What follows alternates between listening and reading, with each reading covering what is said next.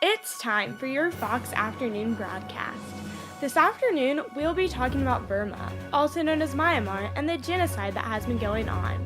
Sophie Ritchie and Sam Zielinski will be your newscasters. Sophie Ritchie will be reporting live from Burma with eyewitness Mama A.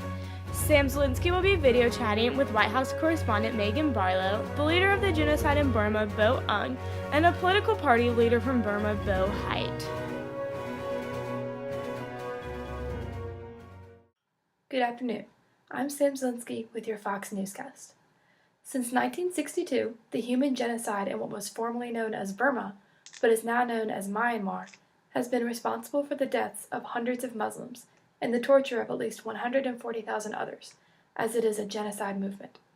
The Union of Myanmar is located in Southeast Asia with a population of 48 million people.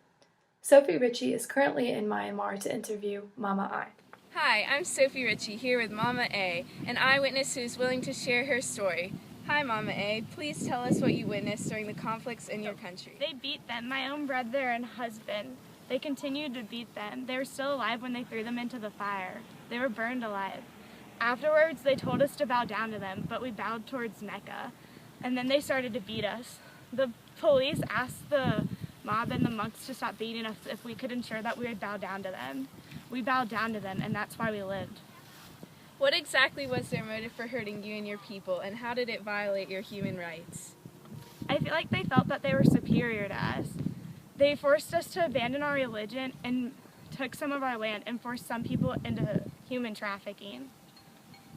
Thank you, Mama A, for sharing your story with us and helping the world understand what horrible things are going on in your country. Back to you, Sam. Thank you. I'm here with Megan Barlow, a White House correspondent who has more information on America's perspective on the Burma genocide. Megan, how did this genocide originally start, and what has been America's reaction thus far? Well, Sam, the disruption in the country began in the 60s when the country's unstable democracy was overthrown in a military coup. The maltreatment of the Burmese people has increased over the years, spiking in the late 90s.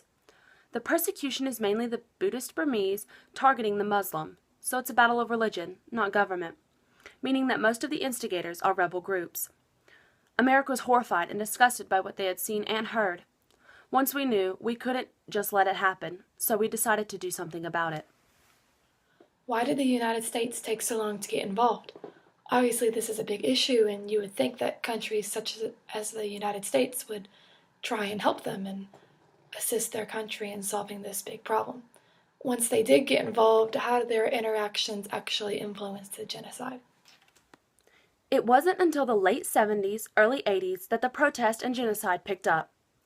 One such incident was when the daughter of a high-ranking official became a leader of the opposition, bringing Burma to the attention of the outside world. As far as helping the Burmese people, we have established refugee camps for the victims of Burma genocide and have and will continue to send our aid and support.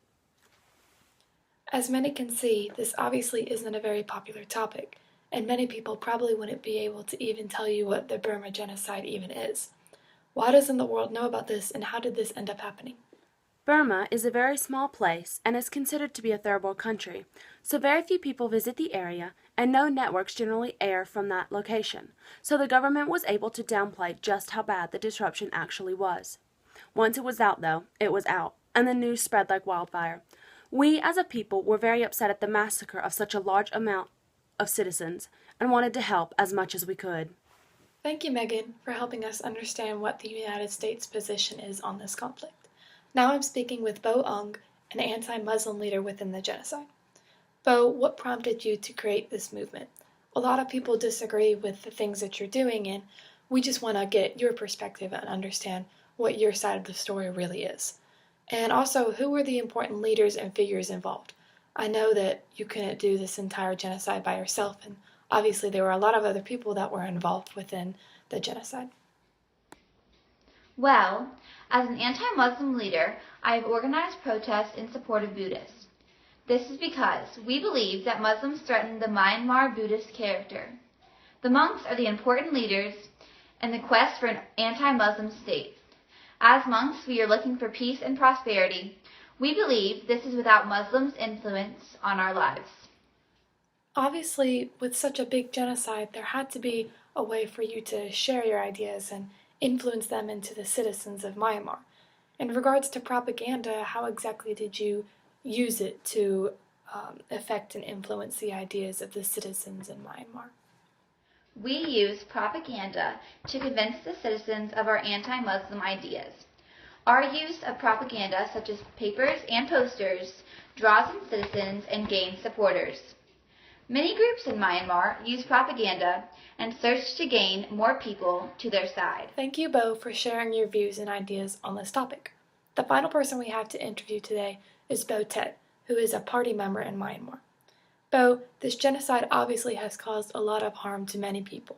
But overall, can you tell me what the overall end result of the genocide has been? This genocide is obviously not over in Myanmar. The country has a long way to go before there will be peace. The fighting continues in some areas more than others. Refugees are moving across borders into neighboring countries to escape the violence. As we receive help from other nations, such as the United States, our government is working hard to improve conditions for citizens. While we are flattered at praises received from U.S. officials on our improvements, the work is far from done. You say that your government is working hard to help the Burmese people, but many people may argue that the political corruption is the root of this nationwide problem. Myanmar has even been placed on the watch list by the Holocaust Museum's Early Warning Project because of the risk of tensions worsening. What do you think about that? We are aware that minorities in our nation do not feel safe in the hands of our government, as we have had a rough past. However, in less than a year, general elections will be held, and many are anticipating the results and how Myanmar will operate under new control. I personally hope that with this election, the country can take baby steps in the right direction to a greater and safer Myanmar. Thank you, Bo Tet, for sharing that information with us. The United Nations estimates that 140,000 people have fled the violence to safety in refugee camps. The United Nations also has urged Mayan government to hold talks with Muslims to avoid conflict and create peace throughout the country. While the Burmese government has shown intention to stop the genocide, little has actually been done to address the suffering of millions, and the democracy movement has been silenced about the treatment of the people.